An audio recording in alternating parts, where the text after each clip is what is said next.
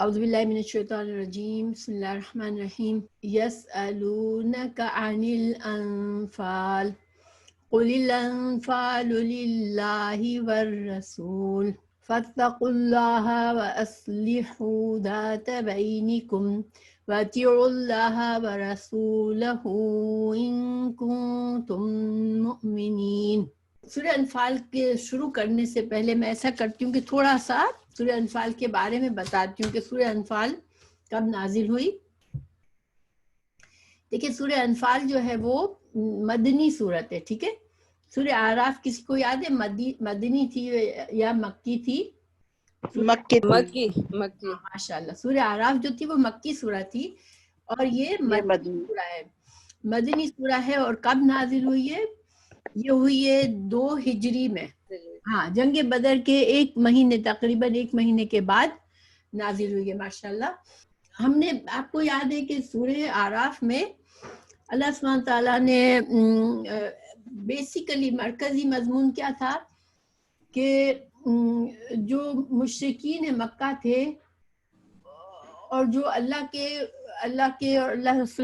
کے رسول صلی اللہ علیہ وسلم کے دشمن قومیں تھی، ان کے لیے اللہ تعالیٰ نے پچھلی قوموں کے حالات بتا کر ان کو ایک طرح سے ڈرایا کہ یہ اللہ سبحانہ تعالیٰ کا اپنا قانون بتایا کہ جو لوگ جو اللہ کے خلاف اور اللہ کے رسول صلی اللہ علیہ وسلم کے خلاف جو لوگ اٹھتے ہیں، اللہ تعالیٰ ان قوموں کو برباد کر دیتا، ہلاک کر دیتا ہے۔ اور پھر اللہ تعالیٰ نے سورہ کیا کہتے ہیں حضرت نوح علیہ السلام، حضرت ہود علیہ السلام، حضرت صالح، ان ساری قوموں کے مثالیں دی کہ یہ وہ قومیں تھی جو کہ اپنے رسولوں سے انہوں نے جنگیں کی اور اپنے رسولوں کو جھٹلایا اور ان کو نقصان پہنچانے کی کوشش کی۔ تو اللہ سبحانہ تعالیٰ نے ان سے انتقام لیا اور اللہ نے ان کو ہلاک کر دیا۔ تو سورہ انفال اور سورہ اعراف کا کیا تعلق ہے؟ سورہ انفال میں اللہ سبحانہ تعالیٰ ایک اور طریقہ بتا رہے ہیں جس سے مشرک قومیں جو اپنے رسولوں کے خلاف کھڑی اٹھتی ہیں اور اللہ کے دین کو آگے بڑھنے سے روکتی ہیں، تو اللہ سبحانہ تعالیٰ ایک اور طریقے سے ایسے لوگوں کو سزا دیتا ہے۔ اور وہ طریقہ کیا ہے کہ اللہ سبحانہ تعالیٰ مسلمانوں کو جہاد کا حکم دیتا ہے اور جہاد کے ذریعے اللہ تعالیٰ مسلمانوں کی مدد کرتا ہے اور مشرک قومیں جو ہوتی ہیں ان کو سزا ملتی ہے۔ اور اس کی مثال جنگ بدر تھی کہ جنگ بدر میں صرف 313 یا 14 مسلمان تھے جن کے پاس بہت کم اسلحہ تھا، بہت کم ان کے پاس جنگی سامان تھا، اور اس کے مقابلے میں 1000 لوگ جنگی سامان سے فل، ان کے پاس جنگی سامان بہت زیادہ تھا اور بالکل تیاری سے آئے تھے، اور 3 گنا تھے مسلمانوں کے مقابلے میں، بلکہ اس سے بھی زیادہ۔ لیکن اللہ سبحانہ تعالیٰ نے ان کو اتنی زبردست شکست دی اور یہ واضح کر دیا اللہ نے کہ اصل تو اللہ ہی ہے جو کہ ان کو عذاب دے رہا ہے۔ تو گویا سورہ انفال میں اللہ سبحانہ تعالیٰ نے ایک اور طریقہ بتایا کہ اور اس میں ظاہری بات ہے کہ جو اس وقت آپ صلی اللہ علیہ وسلم کے خلاف تھے، مینلی تو اس وقت قریش سے جنگیں ہو رہی تھی، تو ان کو میسج دینا تھا کہ اگر اللہ اور اللہ کے رسول صلی اللہ علیہ وسلم سے دشمنی کرو گے تو اللہ سبحانہ تعالیٰ تمہیں مسلمانوں کے ہاتھوں بھی عذاب دے گا۔ تو ایک تو یہ مقصد تھا۔ دوسرا مقصد اس سورہ کا کیا تھا؟ یہ تو کتابی ربط تھا کہ سورہ اعراف کے بعد سورہ انفال کیوں آئی ہے، کیونکہ سورہ اعراف میں بھی قوموں کی ہلاکت اور عذاب کا ذکر ہے، مجرم قوموں کا، اور سورہ انفال میں بھی مجرم قوموں کو مسلمانوں کے ہاتھوں سزا دلوانے کا اس میں ذکر آیا ہے۔ اچھا، پھر یہاں پر دوسرا مقصد جو سورہ انفال کا ہے وہ یہ ہے کہ دیکھیں جو جہالت کے وقت جنگیں ہوا کرتی تھی اس کا مقصد کچھ اور ہوتا تھا. اس کا مقصد یہ ہوتا تھا کہ انسان دوسروں کی مال پر، دوسروں کی زمینوں پر قبضہ کر لے. اور جنگیں اسی لیے ہوتی تھی کہ جو طاقتور ہوتا تھا وہ قبضہ کر لیتا تھا. تو سورہ انفال میں اللہ سبحانہ تعالیٰ نے، جو کہ یہ فرسٹ ٹائم تھا کہ فرسٹ ٹائم تھا جو جنگ جو تھی وہ اس کے مقصد کچھ اور تھا.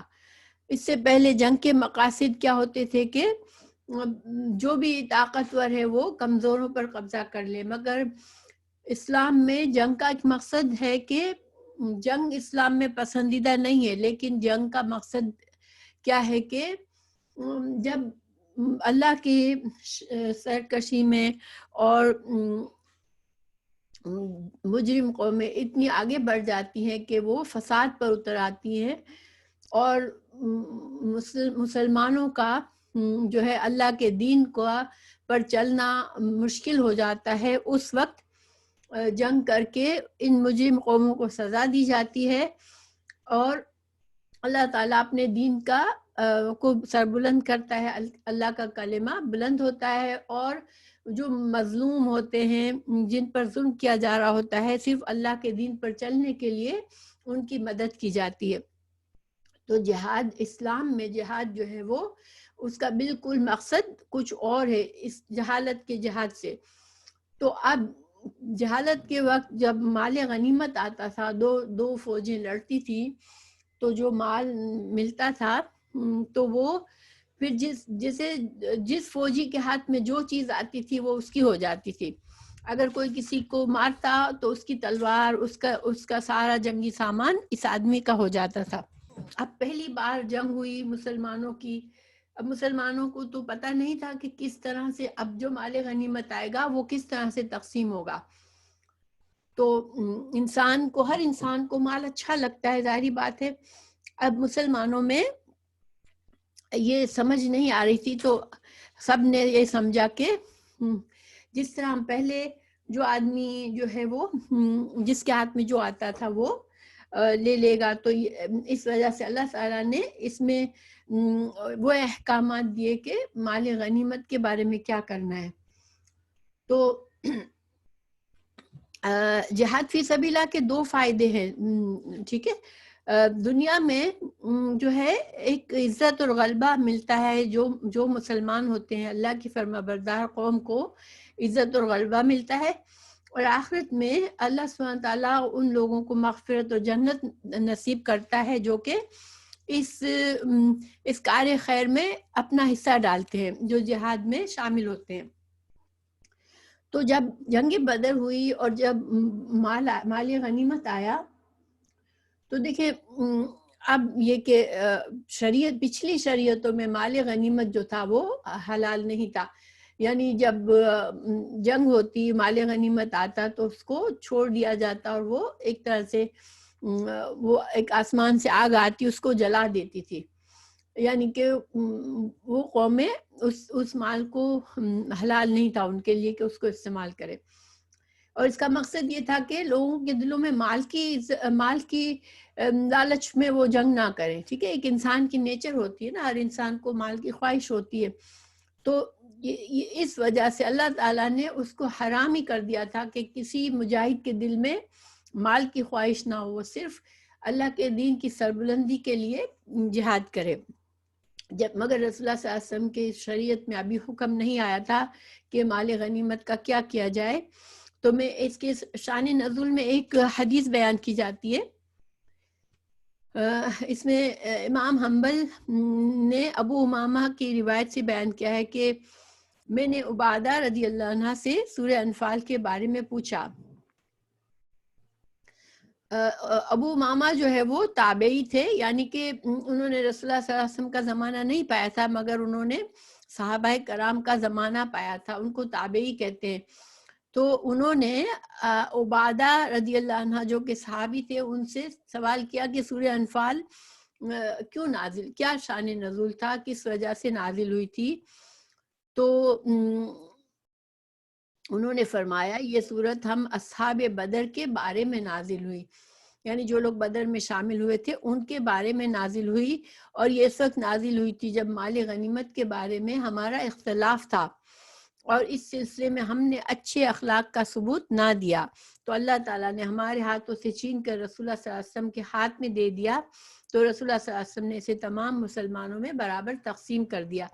ایک تو یہ حدیث ہے، دوسری امام حنبل نے ہی دوسری حدیث بیان فرمائی ہے، اور یہ بھی ابو امامہ ہی کے واسطے سے ہے، کہ حضرت عبادہ بن صامت کی یہ روایت بھی بیان کی ہے کہ ہم رسول اللہ صلی اللہ علیہ وسلم کے ساتھ نکلے، میں آپ صلی اللہ علیہ وسلم کے ساتھ بدر میں بھی حاضر ہوا۔ جب لوگوں کی مدبھیڑ ہوئی تو اللہ تعالیٰ نے دشمن کو شکست سے دو چار کر دیا، اور ایک جماعت دشمن کے تعاقب میں گئی جو اسے بھگاتی اور قتل کرتی جاتی تھی، ایک جماعت لشکر کی طرف متوجہ تھی جو اس کی حفاظت کرتی اور اسے جمع رکھتی تھی، ایک جماعت رسول اللہ صلی اللہ علیہ وسلم کی حفاظت کا فریضہ انجام دے رہی تھی تاکہ دشمن دھوکے سے آپ کو کوئی نقصان نہ پہنچا دے، حتیٰ کہ جب رات آئی اور لوگ بھی اپنے ٹھکانوں پر واپس آ گئے تو مال غنیمت جمع کرنے والوں نے کہا کہ اس مال کو ہم نے جمع کیا ہے، لہذا کسی دوسرے شخص کا اس میں کوئی حصہ نہیں ہے۔ جو لوگ دشمن کی تلاش میں نکلے تھے وہ کہنے لگے کہ ہم اس مال کے زیادہ حقدار ہیں کیونکہ ہم نے دشمن کو مار بھگایا اور اسے شکست سے دو چار کیا ہے۔ جن لوگوں نے رسول اللہ صلی اللہ علیہ وسلم کی حفاظت کا خوشگوار فریضہ انجام دیا تھا وہ کہنے لگے کہ ہم سے زیادہ حقدار کوئی نہیں ہو سکتا کیونکہ ہم نے رسول اللہ صلی اللہ علیہ وسلم کی حفاظت کی تاکہ دشمن دھوکے سے آپ کو کوئی نقصان نہ پہنچا دے، اور اس کی وجہ سے ہم مشغول رہے تو اس موقع پر یہ آیت نازل ہوئی، یعنی کہ مختلف صحابہ کے گروپ نے اپنے اپنے سمجھ کے مطابق یہ اندازہ لگایا کیونکہ ہم نے زیادہ اہم کام کیا ہے جنگ میں، اس لیے ہمارا حق زیادہ ہے۔ تو اب اللہ سبحانہ تعالیٰ نے یہ آیت نازل فرمائی، یسألونک عن الانفال، یہ آپ سے سوال کرتے ہیں انفال کے بارے میں، یہ پہلی آیت ہے، یسألونک، اعوذ باللہ من الشیطان الرجیم، یسألونک، یسألو سین حمزہ لام، یہ اردو میں استعمال ہوتا ہے نا، یہ سوال ہم کرتے ہیں، سوال کرنا، تو یہ سیم روٹ ورڈ ہے لیکن حمزہ کو واو میں تبدیل کر کے ہم اردو میں اس کو استعمال کرتے ہیں۔ تو سائل کے معنی میں آتا ہے، سائل نہیں، سوال کرنا، سائل، ہاں سائل میں آتا ہے نا اردو میں، سائل حمزہ آتا ہے لیکن سوال کرنا میں حمزہ نظر نہیں آتا، لیکن وہ بھی جو ہے وہ واو جو ہوتا ہے وہ حمزہ ہی ہوتا ہے جو واو میں تبدیل ہوتا ہے۔ تو یسألونک، وہ سوال کرتے ہیں تم سے، آپ لوگوں کو انشاءاللہ اس لفظ کی بناوٹ سمجھ آ گئی ہوگی کہ یہاں پر کتنے الفاظ ہیں۔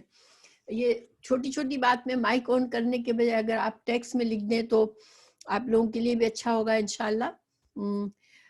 ٹیکسٹ میں آپ لوگ لکھ سکتے ہیں، سب کو سمجھ آ رہا ہے کیسے لکھنا ہے انشاءاللہ؟ تو ٹیکسٹ میں جب چھوٹی چھوٹی، اوکے، تو یسألونک، وہ آپ سے سوال کرتے ہیں، یہ کتنے الفاظ ہیں؟ 3 الفاظ ہیں ماشاءاللہ۔ ان بارے میں، کس چیز کے بارے میں؟ الانفال، آپ سے یہ انفال کے بارے میں سوال کرتے ہیں۔ تو دیکھیں سوال جو ہے نا مختلف قسم کے ہوتے ہیں، ایک تو سوال ہوتا ہے انسان کچھ علم حاصل کرنے کے لیے سوال کرتا ہے، ٹھیک ہے، اور یہ ہر زبان میں ہوتا ہے، مگر ایک سوال یہ بھی ہوتا ہے کہ انسان کسی بات سے سمجھتا ہے کہ میرا حق مجھے نہیں مل رہا ہے تو وہ اپنے حق کا مطالبہ کرنے کے لیے سوال کے انداز میں بات کرتا ہے، جیسے یہاں پر سوال کرتے ہیں۔ اب سوال سے یہاں پر کیا مطلب تھا کہ ہر گروہ جو آپس میں ان کا اختلاف ہو رہا تھا، اب ان سب کا یہ تھا سوال کہ ہم زیادہ حقدار ہیں، تو وہ کنفرمیشن چاہ رہے تھے کہ ہاں واقعی میں رسول اللہ صلی اللہ علیہ وسلم سے کنفرمیشن چاہ رہے تھے کہ ہمارا گروپ جو ہے وہ زیادہ حقدار ہے۔ تو یہاں پر جو سوال ہے وہ کیا ہے؟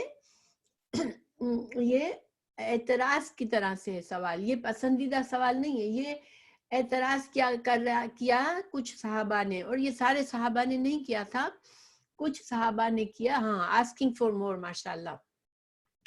کچھ صحابہ نے اعتراض کیا کہ ہماری محنت زیادہ تھی، یا ہماری قربانی زیادہ تھی، یا ہم نے زیادہ رسک لیا تو ہم کو زیادہ ملنا چاہیے. اور یہ سوال کیوں آیا صحابہ، کچھ صحابہ کے دل میں آیا تھا. بڑے بڑے صحابہ جو تھے وہ تو ماشاءاللہ ان کا ایمان اتنا پختہ ہو چکا تھا کہ وہ جانتے تھے کہ ہمارا مقصد مال کا نہیں تھا. تو یہ ان کے ذہن میں اس لیے آیا، جو کچھ لوگوں کے دلوں میں یہ بات آئی وہ اس لیے آئی کہ جہالت میں وہ لوگ عادی تھے کہ جب بھی جنگ ہوتی تھی تو انسان کے ہاتھ میں جو آتا تھا جنگ کے دوران، جس کے ہاتھ میں جو مال لگتا تھا وہ اس کا ہو جاتا تھا.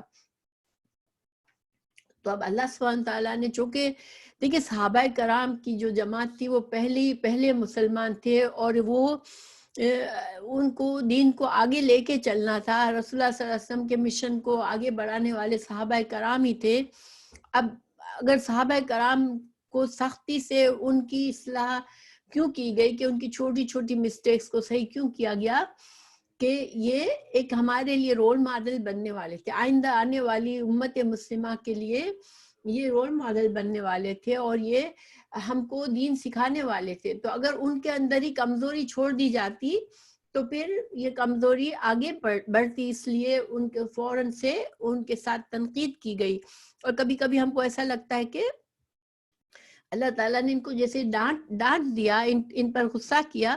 حالانکہ اللہ سبحانہ تعالیٰ نے مسلمان صحابہ کرام کے بارے میں کیا فرمایا قرآن میں، رضی اللہ عنہم ورضوا عنہ، کہ وہ اللہ سے راضی ہو گیا، اللہ ان سے راضی ہو گیا، تو ہمارا گمان ان سب کے بارے میں اچھا ہے. لیکن ظاہری بات ہے کہ انسان اتنے ہائی لیول پر ایک دم سے نہیں پہنچ جاتا. تربیت سے آہستہ آہستہ انسان کے اندر اچھا اخلاق بلڈ ہوتا ہے اور صحیح سمجھ آتی ہے دین کی. اسی لیے دین کو سیکھا جاتا ہے، کیونکہ انسان صرف کلمہ پڑھنے سے ایک دم سے اس کے اندر پوری طرح سے اس کا نفس کا تزکیہ نہیں ہو جاتا.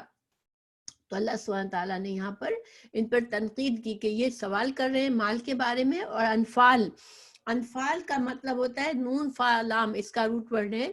نفل کیا ہوتی ہے؟ ہم نفل نمازیں پڑھتے ہیں. نفل نماز کیا ہوتی ہے؟ زائد نماز ہوتی ہے فرض نماز سے. تو اسی طرح انفال نفل زائد چیز کو کہتے ہیں. تو انفال کیوں کہا گیا یہاں پر؟ مال غنیمت مطلب ہے. تو اس کو دو وجوہات کی وجہ سے انفال کہا گیا ہے. ایک تو یہ کہ پچھلی امتوں میں یہ حرام تھا، اللہ سبحانہ تعالیٰ نے امت مسلمہ کے لیے اس کو حلال کر دیا. تو ایک طرح سے امت مسلمہ کے لیے یہ زائد چیز تھی. دوسرا، اس کو انفال اس لیے کہا گیا کہ کوئی یہ نہ سمجھ لے کہ جہاد کرنا، جنگ میں حصہ لینا جو ہے وہ اس کا اجر و ثواب جو ہے وہ یہ اللہ تعالیٰ غنیمت، مال غنیمت کے طور پر دیتا ہے. مال غنیمت جو ہے وہ اجر و ثواب نہیں ہے، بلکہ جہاد کا اجر و ثواب اللہ تعالیٰ نے آخرت کے لیے رکھا ہے، اور آخرت کی جنت اور بلند درجات کے لیے رکھا ہے. تو پھر انفال کیا چیز ہے؟ انفال ایک زائد چیز ہے جو کہ دنیا میں تھوڑا سا فائدہ بھی مل جاتا ہے بعض اوقات. تو اس کو اس لیے انفال کہا کہ یہ دنیا کی زائد چیز ہے، ورنہ اصل اجر و ثواب جو ہے وہ جہاد کا وہ آخرت میں ہے. تو انہاں میں ایک مائنڈ سیٹ کیا گیا کہ انسان، کوئی بھی مسلمان یہ نہ سوچے کہ جنگ میں اپنی مرضی سے جنگ اپنی قوت بڑھانے کے لیے کروں. اسلام میں اپنی قوت بڑھانے کے لیے اپنا لوگوں کی زمینوں پر قبضہ کرنا اور لوگوں پر جنگ مسلط کرنا، یہ اسلام کا طریقہ نہیں ہے. اسلام میں صرف فساد کو ختم کرنے کے لیے جنگ کی اجازت ہے کہ دنیا میں فساد کو ختم کیا جائے اور اللہ کے دین کو رائج کیا جائے. تو انشاءاللہ ہم یہ تو دو الفاظ ابھی ہو گئے انفال. پھر اللہ سبحانہ تعالیٰ نے رسول اللہ صلی اللہ علیہ وسلم کو حکم فرمایا، قل کہہ دیجئے، الانفال، انفال جو ہے للہ، اللہ کے لیے ہے، والرسول، اور رسول صلی اللہ علیہ وسلم کے لیے ہے. اب اس کا کیا مطلب ہے کہ اللہ کے لیے ہے اور اللہ کے رسول کے لیے ہے؟ تو اس کا یہ مطلب ہوا کہ انفال کے ڈسٹریبیوشن کا فیصلہ جو ہے وہ تقسیم جو ہے وہ اللہ کی مرضی سے ہوگی، اور اللہ کے رسول صلی اللہ علیہ وسلم جس طرح تقسیم کریں گے اس کو قبول کیا جائے گا، نہ کہ تم فیصلے کرو گے. ٹھیک ہے، یہ اللہ تعالیٰ نے اپنے رسول صلی اللہ علیہ وسلم کے حوالے کیا اس کا فیصلہ کہ اللہ کے رسول صلی اللہ علیہ وسلم جس طرح اللہ کی مرضی کے مطابق تقسیم کرے تم کو اس کو لینے کا ہے، اس میں تمہاری کوئی سیئنگ نہیں ہے کہ میری زیادہ محنت تھی یا میری زیادہ قربانی تھی. فاتقوا اللہ، اب اللہ تعالیٰ مومنوں سے کیا فرما رہے ہیں کہ تم کو کیا کرنا ہے، تمہارا کام کیا ہے کہ تم اللہ کا تقوی کرو. اب اللہ کا تقوی جو ہے کیا ہے، ہم سب کو تھوڑا اندازہ تو ہے کہ تقوی کیا ہے، لیکن تقوی ایک ایسا لفظ ہے جس میں سارا دین آ جاتا ہے. دیکھیں اللہ سبحانہ تعالیٰ کی اویئرنیس کہ اللہ سبحانہ تعالیٰ ہے، اللہ تعالیٰ ہمیں دیکھتا ہے، اللہ تعالیٰ سنتا ہے، اللہ سبحانہ تعالیٰ ہر چیز پر پوری طرح سے قادر ہے، اللہ ہمارا رب ہے، اللہ تعالیٰ جو ہے وہ عدل و انصاف قائم کرے گا، اور اللہ سبحانہ تعالیٰ جو ہے وہ حساب لے گا، اور اللہ میرے ہر کام کو ہر عمل کو دیکھ رہا ہے، اور میں اللہ کے خوف سے کوئی ایسا کام نہ کروں کہ مجھے کل آخرت والے دن اللہ کے سامنے مجرم بن کے کھڑا ہونا پڑے. تو یہ تقوی ہے، اور تقوی جو ہے وہ دل میں ہوتا ہے، انسان کے دل میں یہ احساس ہوتا ہے. جب ایک مسلمان کے دل میں احساس ہونا چاہیے کہ میں بالکل آزاد نہیں ہوں، کہ میں جو چاہوں کروں، میں اللہ کا بندہ ہوں، اور اللہ تعالیٰ نے مجھے چھوڑ نہیں دیا ہے، اللہ تعالیٰ نے اپنی مخلوق کو آزاد نہیں چھوڑا ہے، اللہ سبحانہ تعالیٰ ہمیں دیکھ رہا ہے، اور اللہ تعالیٰ ہمارے معاملات کو میں جو اللہ نے اپنے احکامات دیے ہمیں، اگر ہم ان احکامات کو اگنور کر کے ہم اپنی من مانی کی زندگی گزاریں گے تو اللہ سبحانہ تعالیٰ کو جواب دینا پڑے گا.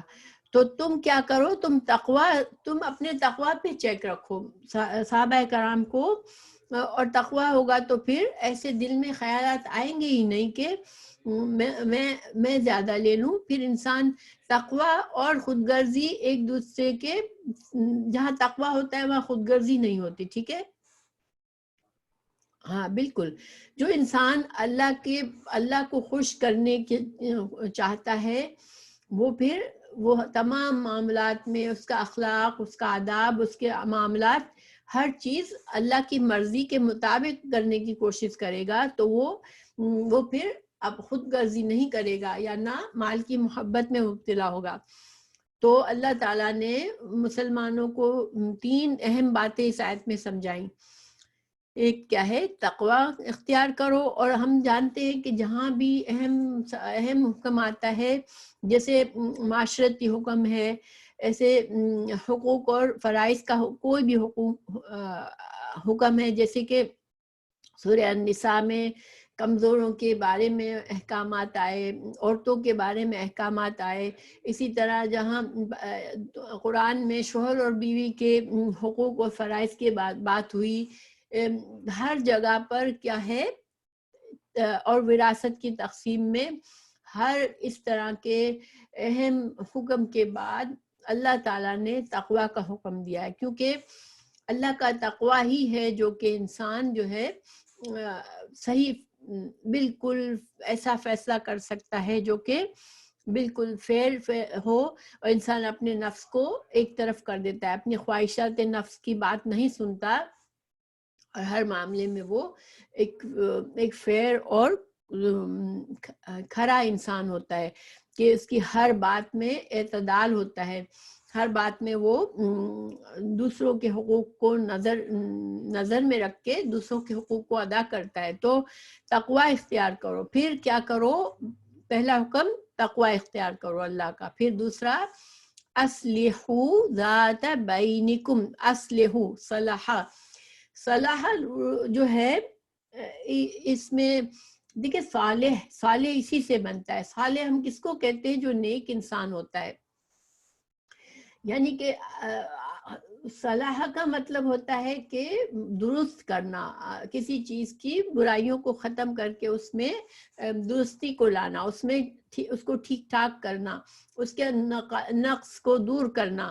تو تم کیا کرو، اپنے آپس کے ذات بینکم، درمیان، بینا کہتے ہیں درمیان، تو تمہارے آپس کے درمیان کے معاملات کی اصلاح کرو، یعنی کہ تمہارے لیے ضروری کیا ہے کہ تم اپنے آپس کے معاملات کو خوبصورت بناؤ، اس کے نقائص کو دور کرو، تمہارے دل میں کسی مسلمان کے بارے میں حسد، بغض یا کینہ یا بری فیلنگ نہ ہو، تمہارا ایگو نہ ہو، تمہارے اندر خودغرضی نہ ہو، آپس کے معاملات میں تم احسن طریقے سے، اچھے اخلاق سے معاملہ کرو ایک دوسرے سے، اور ایک دوسرے کے بارے میں اگر کسی کو، ظاہری بات ہے کہ تقسیم اللہ کے رسول کریں گے صلی اللہ علیہ وسلم، یہاں پر اگر آیت کے لحاظ سے دیکھتے ہیں، اگر مال غنیمت آپ صلی اللہ علیہ وسلم تقسیم کریں گے تو پھر آپ صلی اللہ علیہ وسلم اللہ کے رسول ہیں، وہ جانتے ہیں کس کو زیادہ دینا ہے کس کو کم دینا ہے، تو اگر کسی کو زیادہ دے دے تو تم اپنے دل میں تنگی نہ محسوس کرو، اپنے بھائی کے لیے حسد یا بغض نہ محسوس کرو کہ فلاں کو کیوں زیادہ دیا اور مجھے کیوں کم دیا، اور ان کی آپ صلی اللہ علیہ وسلم کی تقسیم پر خوش ہو جاؤ، اور اپنے آپس میں جس طرح تم اچھائی، جو اپنے لیے اچھائی چاہتے ہو وہ اپنے بھائیوں کے لیے چاہو۔ قرآن میں دوسری جگہ اللہ تعالیٰ نے فرمایا کہ مسلمان جو ہے وہ رحماء بینہم، وہ آپس میں ایک دوسرے کے ساتھ رحمت اور محبت کا معاملہ کرتے ہیں۔ تو پھر اگر انسان میں آپس میں رحمت اور محبت ہوگی تو تم دوسروں کو کچھ ملے گا تو اس پر خوش ہوگے، اس سے تم ضد یا حسد یا تمہارے اندر بغض نہیں آئے گا، تو تم اپنے معاملات کو درست کرو، کیونکہ صحیح بات ہے، رشتوں کو نبھانا اور تعلقات کو درست کرنا، یہ جو ہے نا، یہ اسی وقت ہو سکتا ہے جب انسان کے دل میں تقویٰ ہے۔ تم پہلے تقویٰ کرو، پھر آپس کے معاملات کو درست کرو، اور اطیعوا اللہ، اور اطاعت کرو اللہ کی، ورسولہ، اور اللہ کے رسول کی اطاعت کرو۔ تمہاری کوشش کیا ہونی چاہیے کہ تم جو ہو، تم اللہ اور اللہ کے رسول صلی اللہ علیہ وسلم کی اطاعت کرو۔ یہاں پر جس طرح تمہیں اللہ کے احکامات کو ماننا ہے، اسی طرح رسول اللہ صلی اللہ علیہ وسلم کے احکامات کو ماننا ہے۔ تو اگر رسول اللہ صلی اللہ علیہ وسلم کسی کو کچھ دے رہے ہیں، یہاں مال غنیمت کے اس میں ہم اگر دیکھتے ہیں تو تم یہ نہ سوچو کہ آپ صلی اللہ علیہ وسلم نے شاید اس کو مجھ سے زیادہ پسند کرتے ہیں اس لیے زیادہ دے دیا، یا فلاں آپ صلی اللہ علیہ وسلم کا رشتہ دار ہے اس لیے زیادہ دے دیا، اس طرح کا کوئی خیال نہ لانے دو، اور اللہ کے رسول صلی اللہ علیہ وسلم کی اطاعت کرو۔ اور اس کا دوسرا مطلب ہم یہ بھی لے سکتے ہیں کہ اگر کسی معاملے پر تم مسلمان ایک جگہ اکٹھا نہیں ہو پاتے، ان کے ہم رائے نہیں ہو سکتے ایک دوسرے کے، تو اختلافات دور کرنے کے لیے کیا کرو کہ قرآن اور سنت کی طرف جاؤ، قرآن اور سنت سے اپنے فیصلے کا حل ڈھونڈو کہ کس کو زیادہ اہمیت دینی چاہیے اور کس کی بات زیادہ حق کے قریب ہے۔ تو مسلمانوں کے لیے ہمیشہ اختلافات دور کرنے کے لیے قرآن اور سنت کی طرف جانا ہے، چاہے وہ فقہی مسائل میں اختلاف ہو رہے ہیں، چاہے جنگ کی مال کی تقسیم میں ہو رہے ہیں، چاہے کسی بھی معاملے میں ہو رہے ہیں۔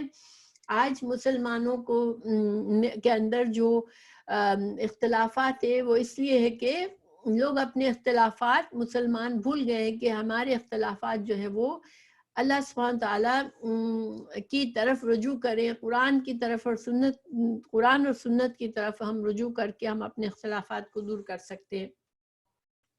آج ہر انسان جو ہے وہ اپنے اختلاف پر اڑا ہوا ہے، اور دین کو فالو کرنے اور اللہ کو خوش کرنے کے بجائے زیادہ سے زیادہ ہر انسان اپنے جس عقیدے کو وہ فالو کر رہا ہے، جس امام کو وہ فالو کر رہا ہے، وہ اس کی سربلندی چاہتا ہے، اس کو اوپر رکھنا چاہتا ہے کہ میرا طریقہ، میرے امام کا طریقہ زیادہ بہتر ہے، میں سب سے زیادہ سپیریئر ہوں. لیکن ہمیشہ قرآن میں دوسری جگہ بھی سمجھایا گیا کہ اللہ کی اطاعت کرو، رسول اللہ صلی اللہ علیہ وسلم کی اطاعت کرو، اور پھر علماء کی اطاعت کرو. اور اگر علماء کے درمیان بھی اختلاف ہو جائے تو وہ کیا کریں؟ وہ کتاب اور سنت کی طرف جائیں. سب سے بہتر ہمارا مسئلہ، ہمارے تمام مسائل کا حل جو ہے وہ ہمیں یہیں سے ملے گا. تو اب یہ 3 خصوصیات بہت اہم ہیں. اگر یہ مسلمانوں میں اچھی طرح سے آ جائے گی تو انشاءاللہ مسلمان ہر طرح سے کامیاب ہوں گے، اپنے گھریلو زندگی میں، اپنے معاشرتی زندگی میں، اور اپنے قومی زندگی میں بھی. انشاءاللہ انہی چیزوں کی وجہ سے انسان مسلمان جو ہے وہ دنیا اور آخرت کی کامیابی حاصل کر سکتے ہیں. تو اب آگے جو ہے اللہ سبحانہ تعالیٰ اگلی آیت میں ہمیں مسلمانوں کو وہ کچھ صفات بتائیں گے جس کی وجہ سے یہ جو 3 ہم سے ڈیمانڈ کی گئی کہ تقویٰ کرو، آپس کی اصلاح کرو، اور رسول اللہ صلی اللہ علیہ وسلم، اللہ اور اللہ کے رسول کی اطاعت کرو، یہ 3 چیزوں میں ہمیں کون سی صفات ہم کو کن لوگوں کے لیے آسان ہے، یعنی کون سے لوگ ہیں جو کہ ان صفات کو آسانی سے اپنا سکتے ہیں. تو اللہ تعالیٰ وہ واضح کر رہے ہیں آیت نمبر 2 میں. انما، بے شک. اور انما میں کیا ہوتا ہے؟ انما اور انا کا فرق یاد ہے کسی کو؟ انما میں حصر ہوتا ہے، ٹھیک ہے. جیسے انا کا مطلب ہوتا ہے تاکید، صرف تاکید ہوتی ہے انا میں. انما میں حصر ہوتا ہے. حصر کیا ہوتا ہے؟ ماشاءاللہ نصرت. حصر کیا ہوتا ہے کہ صرف اور صرف، یعنی دائرہ چھوٹا کر دیا گیا کہ صرف مومن، یعنی کہ پکے مومن صرف کون ہے؟ اللہ تعالیٰ ان کی وہ صفات بتا رہے ہیں کہ اگر تم کو واقعی میں مومن بننا ہے تو مومن کیا چیز ہوتی ہے، مومن جو ہے وہ کیسے پہچانو گے تم؟ اگر تم کو یہ پہچاننا ہے کہ میں مومن ہوں یا نہیں ہوں تو تم کیسے پہچانو گے؟ اللہ تعالیٰ ہمیں بتا رہے ہیں کہ مومن تو صرف وہ ہوتے ہیں جو کہ الذین، وہ لوگ، اذا، جب، ذکرا، جب ذکر کیا جائے یا یاد دلایا جائے، اللہ، وجلت، ڈر جاتے ہیں، وجلت، ڈر جاتے ہیں، قلوبہم، ان کے دل خوف، ان کے دلوں میں خوف آ جاتا ہے. یعنی کہ اگر کوئی انسان کچھ غلط کرنے جا رہا ہو، اس کو کہہ دیا جائے اللہ سے ڈرو، تو اس کے ہاتھ کانپ جائے، اس کو ایک دم سے اس پر اللہ کا خوف طاری ہو جائے. آج اگر کوئی زیادتی کر رہا ہوتا ہے اور ہمیں کچھ نہیں سمجھ آتی کہ اس کی زیادتی سے اس کو کیسے روکے، تو ہم کہتے ہیں اللہ سے ڈرو، تو وہ اوپر سے اور ہمیں ناراض ہوگا کہ تو مائنڈ یور بزنس، اور میں تو اللہ سے ڈرنے والا ہوں، وہ اور زیادہ اکڑتا ہے. لیکن جو صحیح معنوں میں مومن ہوگا اس کا دل کانپ جائے گا. اگر وہ بے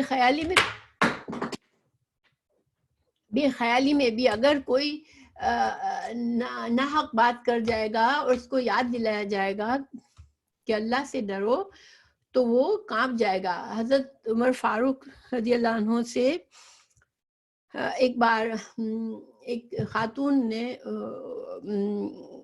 کہا کہ عمر اللہ سے ڈر. حضرت عمر زمین پر اپنا گال رکھ دیا، ایسے خوف میں آ گئے کہ کھڑے بھی نہیں رہے، زمین پر اپنا گال جیسے سجدے کی طرح گر کر اپنا زمین پر گال رکھ دیا کہ واقعی کیا میں کچھ غلط کر گیا. اللہ تعالیٰ نے، اللہ کا ایسا خوف کیسے آئے ہمارے دل میں؟ اللہ سبحانہ تعالیٰ کی عظمت اور جلال کا ایسا احساس کہ صرف اللہ کا نام ہی یاد دلائے اور انسان اپنی ہر اکڑ بھول جائے، اپنا ہر جذبات بھول جائے، اپنی ہر خواہش بھول جائے. اس طرح کا ایمان انسان کیسے لائے؟ تو اللہ تعالیٰ نے ہمیں سورہ فاطر میں بتایا 28 آیت میں کہ انما یخشی اللہ من عبادہ العلماء، کہ اللہ کا جو خوف ہے، اللہ کی عظمت کا صحیح احساس ہے، اللہ کی صحیح سمجھ کہ اللہ سبحانہ تعالیٰ کی صفات کیا ہے، اللہ تعالیٰ کیا ذات ہے، تو وہ احساس تو صرف علم سے آتا ہے. جو لوگ علم حاصل کرتے ہیں قرآن و سنت کا اور اللہ سبحانہ تعالیٰ کی صفات کو سمجھنے لگتے ہیں، تو ان کو انہی کے دل میں صحیح معنوں میں اللہ کی خشیت ہوتی ہے. تو دیکھیں مثال کے طور پر اللہ سبحانہ تعالیٰ کہ اگر ہم صفات کو دیکھتے ہیں، اللہ سبحانہ تعالیٰ رحیم ہے، اللہ تعالیٰ کریم ہے، اللہ سبحانہ تعالیٰ غنی ہے، اللہ سبحانہ تعالیٰ ہر چیز سمیع ہے، اللہ تعالیٰ ہر چیز سن رہا ہے، اللہ تعالیٰ بصیر ہے، ہر چیز دیکھ رہا ہے. تو پھر اللہ تعالیٰ سریع الحساب ہے کہ اللہ تعالیٰ بہت ہی کوئکلی حساب کرنے والا ہے، اور اللہ تعالیٰ جو ہے وہ انصاف عدل کرنے والا ہے. تو پھر انسان کو سمجھ آتی ہے کہ میرے ہر معاملہ اللہ تعالیٰ کے سامنے کھلا ہوا ہے، اور یہ اللہ تعالیٰ کا عدل اور انصاف ہے کہ اللہ تعالیٰ تمام جو بھی اس دنیا میں ناانصافی کہیں بھی ہو رہی ہے، حقوق حق تلفی کہیں بھی ہو رہی ہے، تو اللہ سبحانہ تعالیٰ اس کا حساب لے گا. اور اللہ تعالیٰ کی صفات کو سمجھ کر ہی یہ بات کا اندازہ ہوتا ہے کہ قیامت ہوگی اور انسان دوبارہ اٹھے گا، کیونکہ وہ ذات جس نے دنیا کو پیدا کیا، جو رب جس نے ہمیں سب کچھ دیا، جو رحیم رحمت ہے جس کی، جو کہ دنیا میں بڑے بڑے مجرموں کو بھی دنیا میں رزق دیتا ہے، وہ اس کا عدل اور انصاف ایسا نہیں ہو سکتا کہ دنیا میں جس نے جو بھی جس کے ساتھ زیادتی کر لی اور اس کو بلا دیا گیا، تو یہ اس کا حساب ضرور ہونا ہے. تو جن لوگوں کو علم ہوتا ہے، جن کو اللہ کے قرآن اور حدیث کا علم ہوتا ہے، جتنا زیادہ علم ہوتا ہے، جتنی گہری سمجھ ہوتی ہے، اتنا ہی زیادہ ان کے دل میں اللہ کا تقوی اور اللہ کی خشیت ہوتی ہے. تو اللہ سبحانہ تعالیٰ نے بتایا کہ یہاں پر ہمیں بتا رہے ہیں اللہ تعالیٰ کہ اللہ کی جو عظمت اگر تمہارے دل میں ہوگی، اللہ سبحانہ تعالیٰ کی خشیت تمہارے دل میں ہوگی، تو تقوی پھر ساتھ ہی ساتھ تقوی پھر آئے گا تمہارے دل میں. پھر دوسری صفت کیا ہے کہ وَإِذَا، اور جب تلیت تلات یتلو سے ہے، تلاوت جو ہم کرتے ہیں، تو جب پڑھی جاتی ہے علیہم، تلیت پیسیو ہے یا ایکٹیو ہے؟ تلا یتلو جو ہے یہ ایکٹیو ہے، ٹھیک ہے. اور تلیت کیا ہے؟ پیسیو ہے. ماشاءاللہ، کیونکہ تا پر اس کی نشانی کیا ہے؟ تا پر دمہ ہے. فعل ماضی کے فرسٹ حروف پہ دمہ جب ہوتا ہے تو عام طور پر یہ کیا ہوتا ہے؟ پیسیو ہوتا ہے. تو جب تلیت جب پڑھی جاتی ہے علیہم ان پر، آیاتہ ضمیر کا کس طرف اشارہ ہے؟ آیاتہ، مومنوں نہیں، مومنوں کی طرف تو نہیں ہے. وَإِذَا جب پڑھی جاتی ہیں علیہم ان پر آیاتہ، تو اللہ سبحانہ تعالیٰ کی آیات قرآن میں جب ہم پڑھتے ہیں تو قرآن کی طرف جا سکتی ہے یا اللہ سبحانہ تعالیٰ کی طرف. ہاں ماشاءاللہ. تو جب آیات پڑھی جاتی ہے ان پر، زادتہم، ہم اردو میں زیادہ بولتے ہیں نا، تو زیادہ ہو جاتا ہے، ہم ان پر بڑھا دیتی ہے ان کو، ایمانن ایمان میں. تو دوسری صفت کیا ہے کہ انسان جب قرآن کی آیات پڑھتا ہے تو اس کا ایمان بڑھنے لگتا ہے، کیونکہ اس کو یہ حق نظر آتا ہے کہ یہ اللہ کی طرف سے حق ہے. اور جب اللہ کی باتیں ہم سنتے ہیں، دیکھیں کوئی انسان ہمیں سمجھاتا ہے، بہت اچھے پیار سے نصیحت کرتا ہے، تو ہمارا دل نرم ہوتا ہے، ہمارے دل پر اثر ہوتی ہے. تو جب قرآن میں تو اللہ سبحانہ تعالیٰ نے ہم سے کلام کیا ہے، اللہ سبحانہ تعالیٰ نے اپنے بندوں کو باتیں بتائی ہیں، تو پھر جو انسان اس احساس، اس قرآن کی عظمت جس کے دل میں ہوگی کہ یہ قرآن تو اللہ کا کلام ہے، کوئی معمولی بات نہیں ہے، اور وہ اس ہر آیت کو پڑھتا جائے گا، سمجھتا جائے گا، تو اس کا ایمان بڑھے گا۔ تو قرآن جو ہے وہ مومنوں کا ایمان بڑھاتا ہے۔ اسی لیے قرآن کو سمجھنا اور قرآن کے ترجمے کو آنا، ہمیں جب عربی زبان انشاءاللہ آتی ہوگی، جب ترجمہ آتا ہوگا، تو اس کا جو ایفیکٹ ہوگا ہماری تلاوت سے، وہ بغیر سمجھے ہم پڑھیں گے تو وہ ایفیکٹ نہیں آئے گا۔ حالانکہ قرآن کا اپنا ایک اثر ہے، انسان کے دل پر اثر ہوتا ہے ہمیشہ قرآن پڑھنے سے، لیکن انشاءاللہ اگر ہم قرآن کے ترجمے پر غور کر کے پڑھتے رہیں گے تو ہمارے دل پر قرآن کی آیات سے جو ایفیکٹ آنا چاہیے وہ زیادہ آئے گا۔ جیسے یہاں پر بتا رہے ہیں کہ ہمارے دلوں پر اثر ہونا چاہیے، جب ہم قرآن پڑھیں تو ہمارے دل کانپ جائے، جب کہیں کوئی عذاب کی بات آئی، جو سزا کی بات آئی، اللہ کی پکڑ کی بات آئی، تو انسان کا دل کانپ جائے۔ جہنم کی بات آئی، جب آپ صلی اللہ علیہ وسلم جب جہاں قرآن میں جہنم کا ذکر ہوتا، عذاب کا ذکر ہوتا، تو فوراً سے اس سے پناہ مانگتے تھے، اور جب جنت کا ذکر ہوتا تھا یا اچھی جزا کا، تو وہ مانگتے تھے، وہ دعا مانگتے تھے کہ ہاں اللہ تعالی ہمیں دے۔ تو جب یہ سب چیزیں، ظاہری بات ہے کہ جب ہمیں سمجھ آئے گی انشاءاللہ قرآن کی، تو ہم قرآن جب پڑھیں گے تو ہمارے دل پہ اس کا اثر آئے گا انشاءاللہ۔ اللہ تعالیٰ ہمارے ایمان کو ایسا مضبوط کرے کہ ہم قرآن پڑھیں اور ہم اس کو ہاں بالکل ہم قرآن پڑھیں اور قرآن کو سمجھیں جیسے اس کا حق ہے۔ دیکھیں مطلب انسان کے دل پر اثر آنا چاہیے۔ ویسے ہم بغیر سمجھے بھی اگر بعض اوقات بعض جو قرات کرنے والے ہوتے ہیں، جب ان کی ہم تلاوت سنتے ہیں تو کچھ دل میں فوراً ہمیں محسوس ہوتا ہے کہ ہمیں کچھ اثر ہو رہا ہے۔ تو انشاءاللہ ہمیں اللہ سبحانہ وتعالی ہمارے دلوں میں قرآن کا یہ اثر ڈالے۔ اور دوسرا یہاں پر مطلب یہ ہے کہ جب انسان کے دل میں اللہ کا خوف ہوتا ہے، پھر اللہ تعالیٰ جب قرآن اس خوف کے ساتھ اللہ کی کلام کو مسلمان پڑھتے ہیں تو ان کا رویہ کیسا ہوتا ہے؟ سمعنا و اطعنا، ہم نے سنا اور ہم نے اطاعت کی۔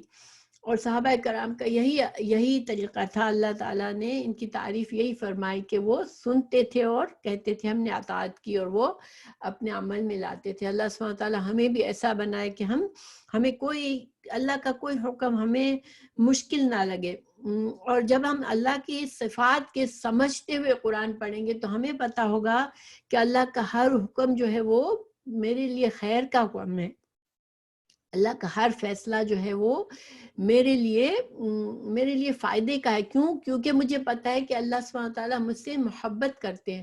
اگر اللہ تعالیٰ اپنے بندوں سے اتنی محبت کرتے ہیں کہ کوئی ماں اپنی نیو بورن اولاد سے نہیں کر سکتی، تو پھر وہ اللہ جو رحیم ہے، جو مجھ سے محبت فرماتا ہے، وہ کیسے کوئی ایسا حکم مجھے دے دے جو کہ میرے لیے ناممکن ہو، پھر اس کو نہ کرنے پر مجھے سزا بھی دے دے؟ ایسا ہو نہیں سکتا۔ اللہ سبحانہ تعالیٰ نے قرآن میں فرمایا کہ لا یکلف اللہ نفسا الا وسعها، اللہ تعالیٰ نے کسی نفس پر اس کی وسعت سے زیادہ بوجھ ڈالا ہی نہیں ہے۔ تو اللہ سبحانہ تعالیٰ کے تمام احکامات جو ہے وہ ہمارے لیے آسان ہے، ہمارے لیے اسی طرح کہ ہم کر سکتے ہیں ان کو، نمبر 1۔ دوسری بات یہ کہ کوئی جیسے ہم یہ کہیں کہ بھئی یہ صحابہ کرام تو صحابہ کرام تھے، میں جو ہے ان کے لیول پر کیسے جا سکتی ہوں؟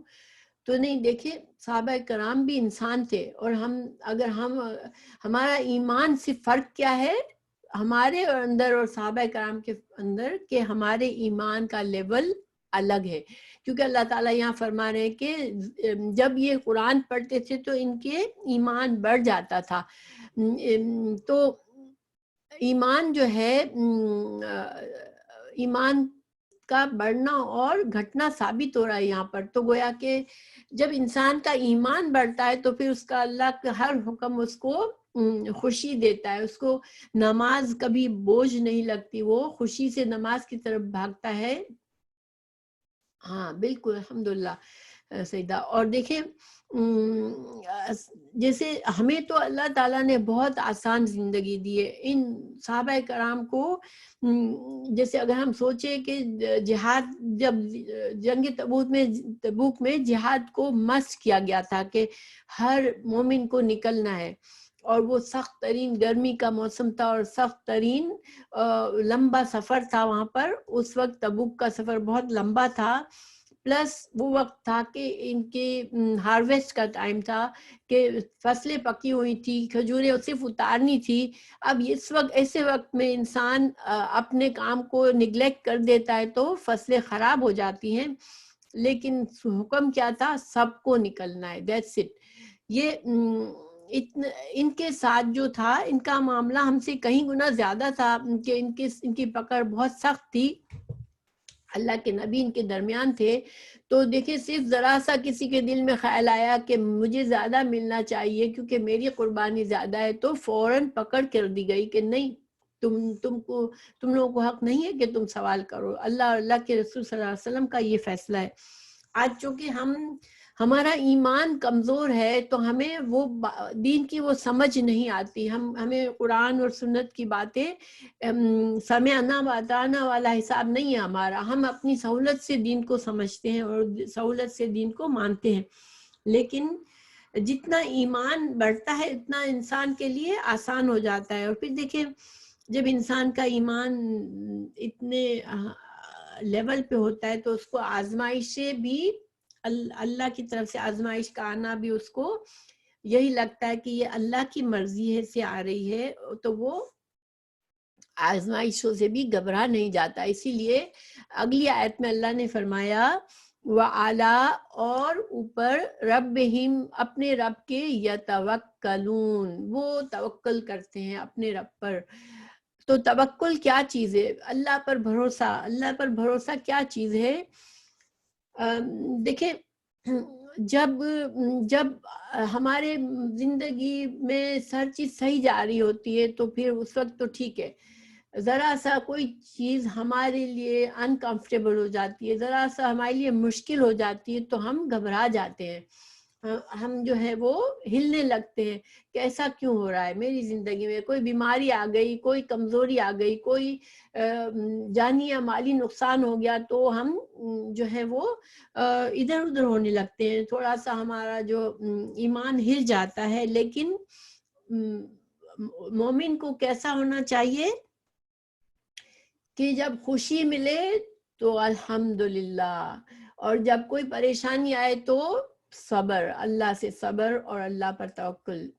تو جب اللہ تعالیٰ نے ہمیں صحابہ کرام کی مثال بتائی کہ جب جنگ احزاب میں 10,000 کی فوج نے آ کر مدینہ کو گھیر لیا، اور مدینہ میں دیکھا جائے تو 2,000 کے قریب مسلمان تھے. اب 2,000 لوگوں کو 10,000 لوگوں نے آ کے ان کے پورے سٹی کو گھیر لیا ہے. تو جو مکے مومن تھے انہوں نے کیا سوچا کہ یہ تو وہی صورتحال ہے جو کہ اللہ کے رسول نے ہمیں جس سے خبردار کیا تھا کہ مومنوں کی آزمائش ہوگی.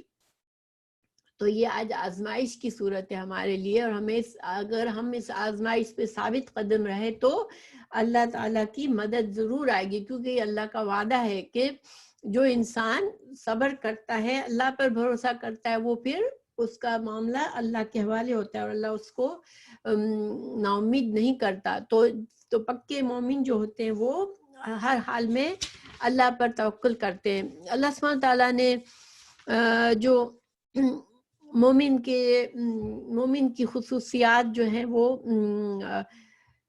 سورہ ابراہیم میں آیت نمبر 24 میں بیان کی کہ ایک مومن جو ہوتا ہے وہ اس کی مثال ایک کھجور کے اس مضبوط درخت کی طرح ہوتی ہے کہ اس کی جڑیں بہت ڈیپ ہوتی ہیں. یعنی اس کا ایمان جو ہوتا ہے وہ اس کے دل میں اتنی گہرائی تک ہوتا ہے کہ اس کے ایمان کو کوئی چیز شیک نہیں کر سکتی.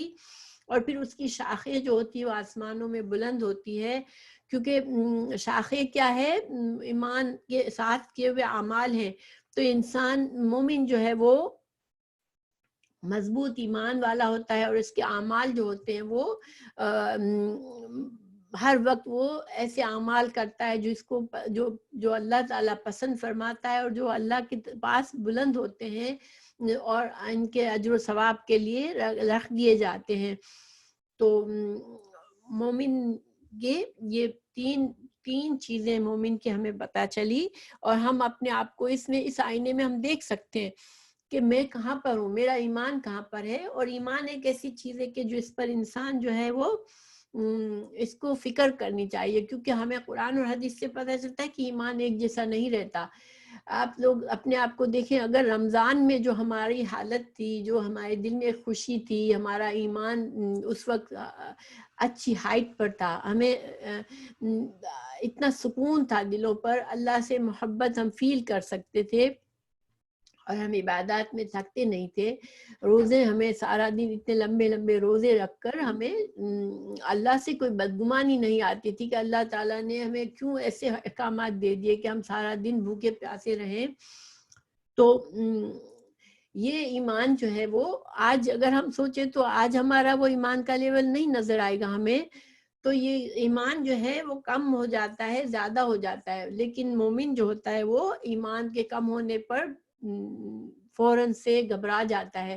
جس طرح دیکھیں، اگر ہماری صحت خراب ہونے لگتی ہے تو ہم گھبرا جاتے ہیں کہ یہ کیا ہو رہا ہے میرے ساتھ، مجھے اب تھوڑی ایکسرسائز ضروری ہے، مجھے اب تھوڑی پراپر ڈائٹ ضروری ہے، کیونکہ میری ساری ہڈیاں ہلنے لگی ہیں، مجھ سے کوئی کام نہیں ہو رہا، مجھے ہر وقت انرجی نہیں ہوتی.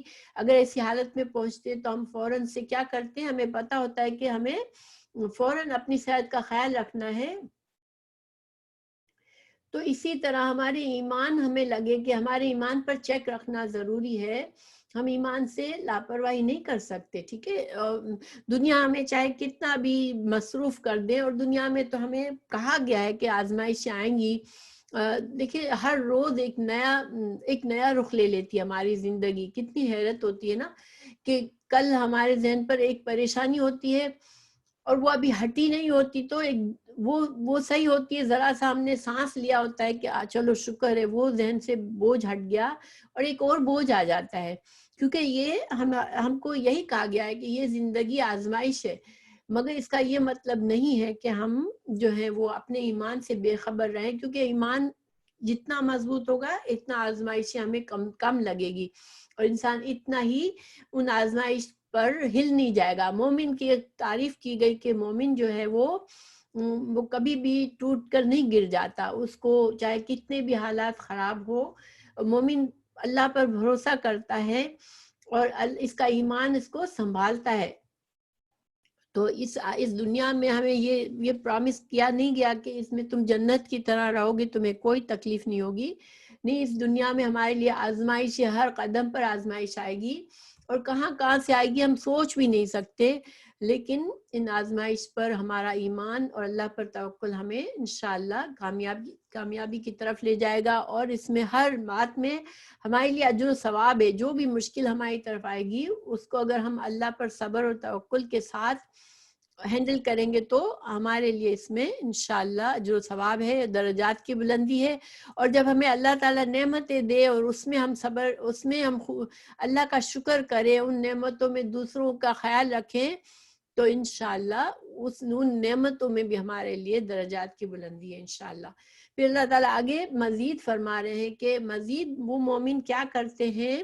آیت نمبر 3 میں الذین جو یقیمون الصلاۃ، وہ نماز کو قائم کرتے ہیں. اور نماز کو قائم کرنے سے ہم بہت دفعہ ہم اس پر بات کر چکے ہیں کہ نماز قائم کرنے کا مقصد یہ ہے کہ نماز کو تمام شرائط کے ساتھ، ایک تو سنت، قرآن اور سنت کی روشنی میں جس طرح پڑھنے کا اس طرح پڑھنا ہے، نماز کے اوقات کا خیال رکھنا ہے، وضو کے شرائط کا خیال رکھنا ہے، نماز کو اپنے اول وقت میں پڑھنے کی کوشش کرنی ہے، اور نماز میں خشوع اور خضوع کا اہتمام کرنا ہے. یہ سارا کچھ. اور اگر مردوں کے لیے جماعت میں نماز کرنا ہے تو یہ سارا کچھ نماز قائم کرنے میں ہے.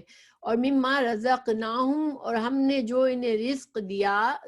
تو اور دیکھیں یہاں پر اللہ تعالیٰ نے اپنی طرف نسبت کی ہے. من رزقناہم، یہ کتنے الفاظ ہیں؟ رزقناہم، رزق رزق دیا، نا ہم نے، ہم ان کو، 3 الفاظ ہیں. ٹھیک ہے، تو 3 الفاظ رزقناہم. تو ہمیں اس میں کیا بات پتہ چلتی ہے کہ ہمیں جو بھی رزق ملا، جو نعمتیں ملی، جو صلاحیتیں ملی، اور رزق کا مطلب ہر طرح کی چیز ہے، انسان کا علم، انسان کی صلاحیتیں، انسان کی جسمانی قوت، انسان کا مال، جو کچھ بھی اللہ نے ہمیں دیا اس میں سے. تو اللہ تعالیٰ ہمیں کچھ اور نہیں مانگ رہے ہم سے، اللہ تعالیٰ کچھ زیادہ نہیں مانگ رہے، اللہ تعالیٰ ہی نے ہمیں دیا ہے رزق. تو اس رزق میں سے ہم کو کیا کرنے کا ہے؟ یہاں پہ ایک سیکنڈ اسٹاپ شیئرنگ کر کے مجھے پیج آگے بڑھانا ہے. ينفقون، وہ خرچ کرتے ہیں. تو رزق جو اللہ نے دیا اس میں سے وہ خرچ کرتے ہیں.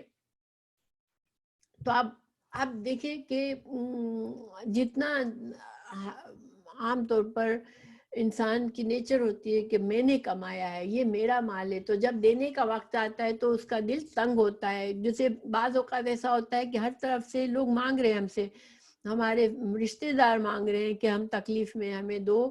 ہمارے آس پاس سے بار بار آتی ہے کہ فلاں جگہ پر بہت پریشانی ہے، آپ اس کو دو. تو بعض اوقات ہمیں تھوڑا سا دل میں تنگی محسوس ہوتی ہے کہ بھئی ہم ہم اپنا مال اپنے لیے بھی رکھیں یا سب کو ہی دے دیں. تو اللہ تعالیٰ نے اسی لیے ہمیں سمجھا دیا کہ سارا کچھ جو ملا ہے اللہ کی طرف سے ملا ہے، اور صدقہ کرنے سے مال میں کمی نہیں آتی. ہاں یہ دوسری بات ہے کہ انسان کو منع نہیں ہے کہ انسان اپنے لیے جمع کر کے رکھے تھوڑا، اس میں کوئی خرابی نہیں ہے کہ انسان اپنے ظاہری بات ہے جوانی میں انسان کماتا ہے، بڑھاپے میں وہ نہیں کما سکتا، اور اپنی ضروریات کا خیال رکھنے کے لیے جمع کرنے میں بھی کوئی حرج نہیں ہے. لیکن دوسرے بھوکے مر رہے ہو اور انسان اس پر اس کو اثر نہ ہو تو یہ بھی صحیح بات نہیں ہے. تو پھر اب یہ ساری چیزیں کیا ہے؟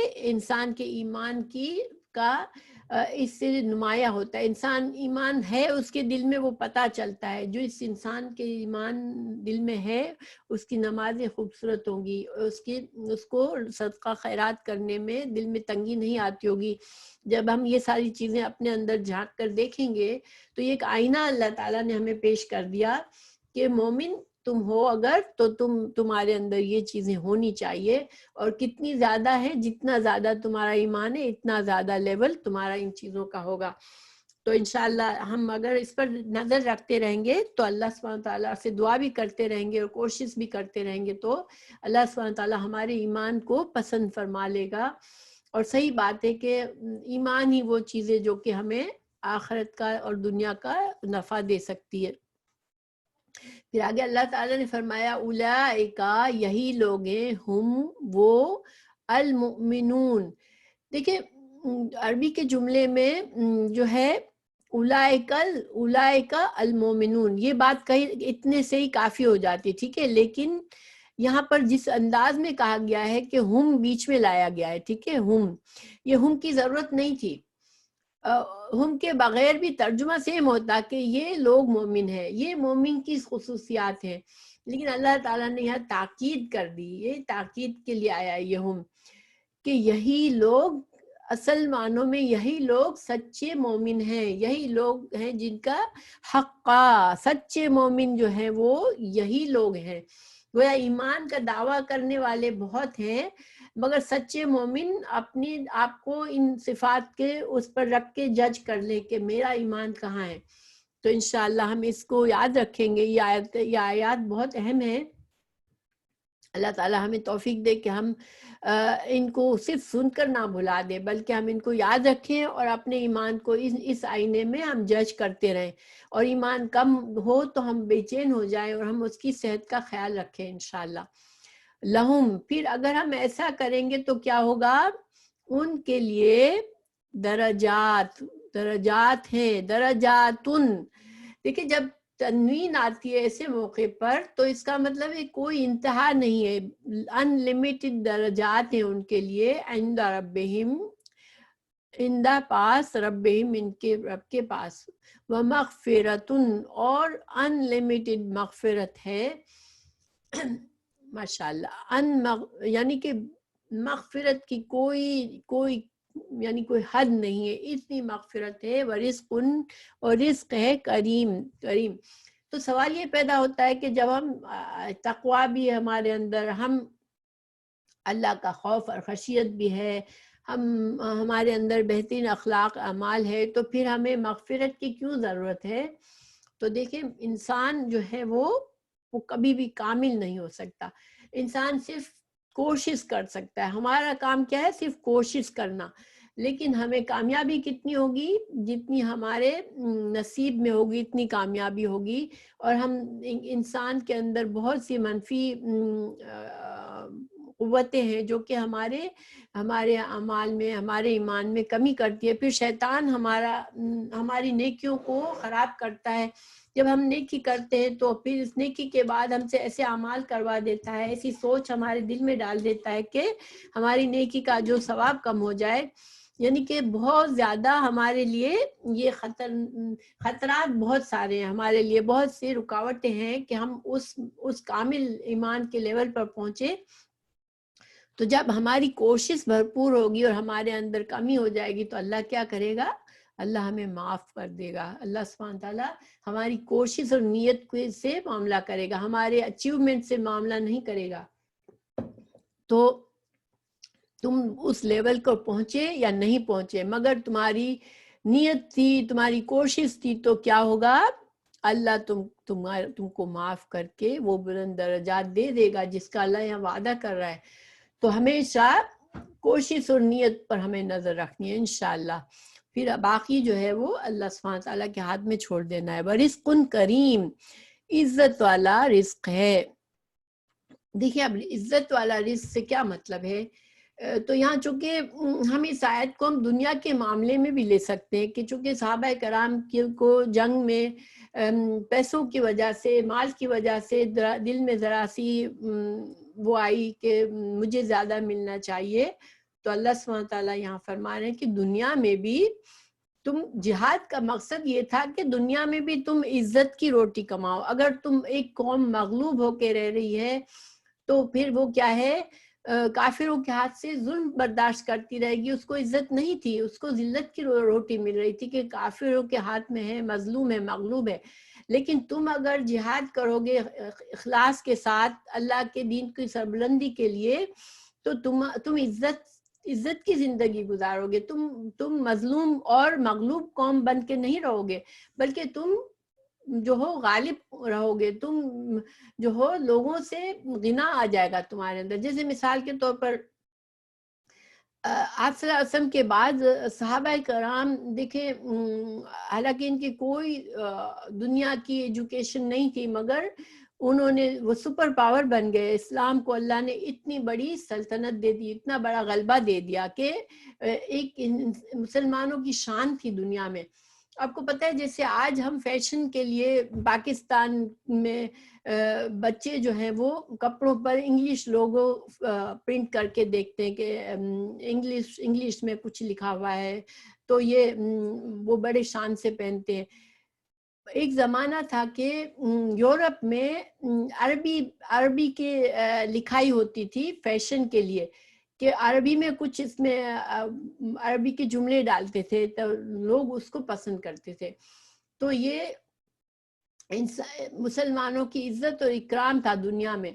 آج جو ہے مسلمانوں کو رزق کریم مل رہا ہے دنیا میں، یا بہت سی جگہوں پر مسلمان کیا ہے بیچارے مظلوم ہے، لوگوں کے اوپر ڈیپینڈ کر رہے ہیں کہ لوگ ان کو کچھ دیں گے تو یہ ان کے لیے چھت ہوگی، لوگ ان کو کپڑا دیں گے تو یہ کپڑا پہن سکیں گے۔ تو یہ جو ہے اگر دنیا میں تم اپنے ایمان کا خیال کرو گے اور ایمان کے تمام تقاضوں کو پورا کرنے کی کوشش کرو گے تو تمہارے لیے دنیا میں بھی باعزت مقام ہوگا، اور جنت کا جو رزق ہے وہ تو ظاہری بات ہے کہ وہ عزت والا ہی ہے۔ پھر اللہ تعالیٰ آگے جو ہے جنگ بدر کے کچھ واقعات بتائے جا رہے ہیں، کیونکہ اس میں اس سورہ انفال بھی جنگ بدر کے بعد کے واقعات سے ہوا، اور جنگ بدر کی مثال اللہ سبحانہ تعالیٰ یہاں پر دے رہے ہیں. جیسے کہ میں نے شروع میں آپ کو بتایا کہ سورہ انفال میں اللہ تعالیٰ نے مشرکین کو یہ دھمکی دیے کہ تم اگر باز نہیں آؤ گے تو، پہلے سورہ اعراف میں یہ دھمکی دی کہ اللہ تم کو جس طرح پچھلی قوموں کو ہلاک کر دیا، اللہ تم کو ہلاک کر سکتا ہے. اب مسلمانوں اب مشرکین کو جنگ بدر کے حالات بتا کے بتایا جا رہا ہے کہ تم کو اللہ تعالیٰ نے مسلمانوں کے ہاتھوں سزا دی ہے، اور مسلمانوں کی بھی اصلاح، اس میں مسلمانوں کا ایمان بھی بڑھانا مقصود ہے. تو اللہ تعالیٰ اب جو ہے تھوڑا سا جنگ بدر کی بات ہوگی.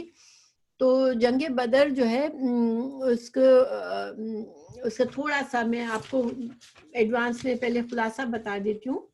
آپ لوگوں کو سب کو پتا ہوگا جنگ بدر بہت مشہور اور اہم جنگ تھی، جو کہ مسلمان اسلام حق اور باطل کے کو واضح ہو گیا تھا. وہ فرقان کہتے ہیں اس کو، کہ حق اور باطل واضح ہو کر سامنے آیا تھا.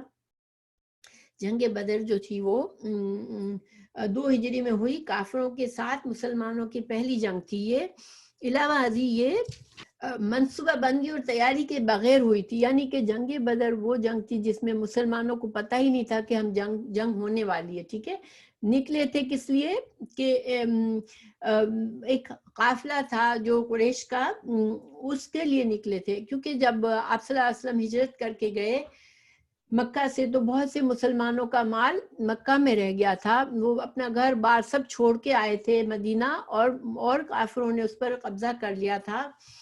تو اب مسلمان کیا کرتے تھے کہ کافروں کا کوئی قافلہ ملتا تو اس کو پکڑ لیتے تھے اور اس کے مال کو بھی لے لیتے تھے. اور یہ کیوں؟ 2 وجوہات کی وجہ سے کرتے تھے. ایک تو یہ کہ ان کا حق بنتا تھا، کیونکہ ان کا سارا کچھ وہاں پر مکہ میں رہ گیا تھا اور کافروں نے ان پر قبضہ کر لیا تھا. دوسری وجہ یہ تھی کہ کافروں کو اب ڈرانا تھا، مشرکین کو ڈرانا تھا کہ تم اگر مسلمانوں کے ساتھ اب بھی چالے چلو گے تو اب مسلمان جو ہے وہ کمزور نہیں ہے، اب مسلمانوں کی اپنی ملکیت ہے، اپنی حکومت ہے.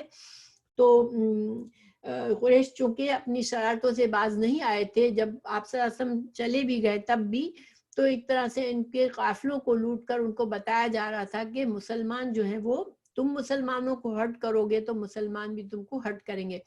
تو ایک قافلہ جو تھا بہت زیادہ سامان کے ساتھ جا رہا تھا. تو اس وقت آپ صلی اللہ علیہ وسلم چاہتے تھے کہ اس قافلے کو قبضے میں کیا جائے، لیکن وہ جو تھا کیا بولتے ہیں، ابو سفیان بہت چالاک آدمی تھا. وہ اس نے ایسے روٹ سے گیا کہ وہ نکل گیا. اب جب قافلہ چلا گیا تو ظاہری بات ہے کہ ہوتا یہ تھا کہ قافلہ جاتا تھا کبھی یمن میں اور کبھی سیریا وغیرہ میں، اور مختلف مقامات پر جانے کے بعد وہ وہاں جو سامان لے کر جاتا تھا وہاں پر بیچ دیتے تھے، اور پھر وہاں سے سامان لے کر آتے تھے اور مکہ میں اور عرب کے دوسری جگہوں پر وہ میلہ لگاتے تھے حج کے وقت پر، اور اس کو بیچ کر پیسہ کماتے تھے. تو پھر جب وہ قافلہ جب واپس آ رہا تھا تو اس وقت رسول اللہ صلی اللہ علیہ وسلم اور مسلمان جو تھے وہ بدر کے لیے نکلے، کیونکہ بدر کا مقام ایسا تھا جہاں سے قافلوں کو گزرنا پڑتا تھا، اور وہاں کچھ پانی کا انتظام تھا، کنویں تھے، تو تھوڑی سی چھوٹی سی بستی تھی، تو وہاں پر تھوڑا تجارت بھی کرتے تھے اور اپنا پانی وغیرہ سارا انتظام وہاں سے لیتے تھے اور تھوڑا سستا لیتے تھے. تو آپ صلی اللہ علیہ وسلم بدر کی طرف نکلے. اب ابو سفیان کے اپنے جاسوس بھی تھے، اس کو رسول اللہ صلی اللہ علیہ وسلم اور مسلمانوں کے اس ارادے کا پتہ چل گیا، تو اس نے کیا کیا کہ بدر کے طرف سے نکلنے کے بجائے وہ دور سے ساحل سمندر کی طرف سے لے کے اپنا قافلہ نکل گیا. لیکن ساتھ ہی ساتھ اس نے کیا کیا کہ قریش کو پیغام بھیجا تیز رفتار گھوڑے کے ساتھ کہ قافلہ جو ہے وہ خطرے میں ہے، اور مسلمان جو ہیں وہ شاید قافلے پر حملہ کریں تو تم لوگ دفاع کے لیے تیاری کرو. تو ادھر ابو جہل نے ویسے بھی وہ دشمنی لڑنے کے لیے وہ تیار بیٹھا تھا. اس نے 1000 لوگوں کو جمع کیا اور پورا جنگی سامان کے ساتھ لے کر بدر میں پہنچ گیا. اب مسلمانوں کے لیے یہ ایک سرپرائز تھا کہ ہم تو قافلے کے لیے نکلے تھے, 313 آدمی تھے صرف, اور صرف تلواریں تھیں ان کے پاس, کوئی جنگی اسلحہ جنگی لباس کچھ بھی نہیں تھے, اور نہ ہی ان کے پاس گھوڑے تھے, صرف 70 اونٹ تھے ان کے پاس اور 2 گھوڑے تھے. اب یہ تو ایک چھوٹا سا قافلہ سمجھ لے تھا جو کہ کسی طرح بھی جنگ کے لیے تیار نہیں تھا, ان کے اندر جنگ کی تیاری نہیں تھی.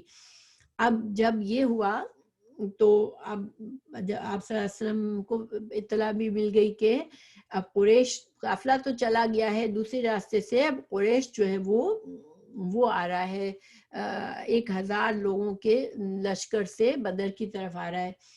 اب آپ صلی اللہ علیہ وسلم نے مشورہ لیا صحابہ کرام سے کہ آپ لوگ مجھے مشورہ دو, کہ مشورہ کیا تھا کہ, اور مشورہ لینے کا مقصد آپ صلی اللہ علیہ وسلم کا ایک تو طریقہ تھا کہ بڑے اہم معاملات میں مشورہ لیتے تھے.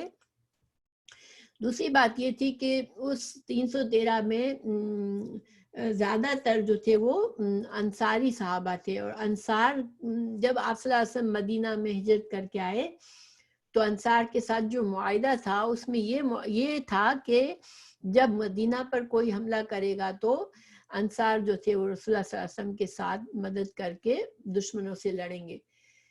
مگر یہ نہیں تھا, اس معاہدے میں یہ شرط نہیں تھی کہ آپ صلی اللہ علیہ وسلم کہیں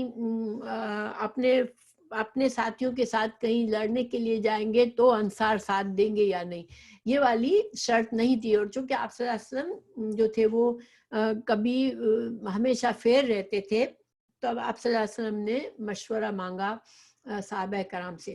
تو جو مہاجر تھے, جو مدینہ والے تھے, بڑے بڑے صحابہ, سب نے آپ صلی اللہ علیہ وسلم کو, حضرت ابوبکر صدیق اور ان لوگوں نے بہت ہی آپ صلی اللہ علیہ وسلم کو یقین دلایا کہ کچھ بھی ہے ہم آپ کے فیصلے کے ساتھ ہیں, اگر آپ چاہیں کہ آپ قافلے کے پیچھے ہم جائیں تو ہم قافلے کے پیچھے جائیں گے, آپ چاہیں تو ہم بدر میں رک کر قریش کا مقابلہ کریں گے, آپ جو چاہیں گے ہم کریں گے. اب آپ صلی اللہ علیہ وسلم کو انصار کی طرف سے فکر تھی, اور انصار خاموش اس لیے تھے کہ حضرت ابوبکر صدیق, حضرت عمر فاروق جیسے بڑے صحابہ موجود تھے, تو وہ لوگ خاموش تھے کہ جب یہ لوگ بات کر رہے ہیں تو ہم نہ کچھ کہیں. لیکن جب آپ صلی اللہ علیہ وسلم نے 3 بار بات دہرائی, جبکہ مہاجرین نے سب نے آپ کو تسلی دی تھی کہ ہاں ہم ساتھ ہیں آپ کے, تب انصار کے سردار نے کہا کہ آپ شاید ہمارا جواب چاہتے ہیں تو ہم آپ کے ساتھ ہیں, آپ ہمیں کہیں گے سمندروں میں کود جاؤ تو ہم سمندروں میں کود جائیں گے.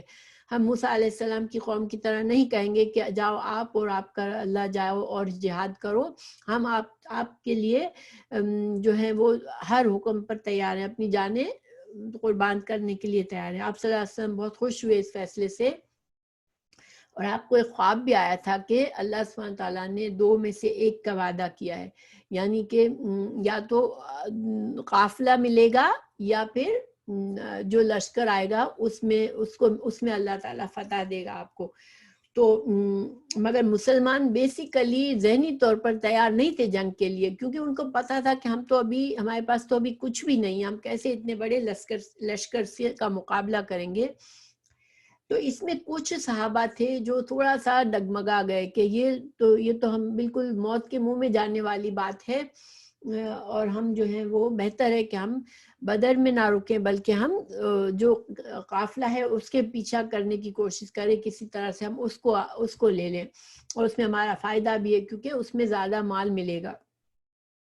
تو یہ ساری باتیں اب اگلی آیات میں آئیں گی کہ اللہ سبحانہ تعالیٰ ان صحابہ پر تنقید فرمائیں گے کہ جن کے دل میں یہ بات آئی تھی کہ ہم کو جنگ کے لیے, جن کے بارے میں تنگی تھی جن کے دل میں کہ ہم جنگ کے لیے ابھی تیار نہیں ہیں, تو اللہ سبحانہ تعالیٰ اب ان کی بھی اصلاح فرمائیں گے, ان کی تنقید بھی کریں گے.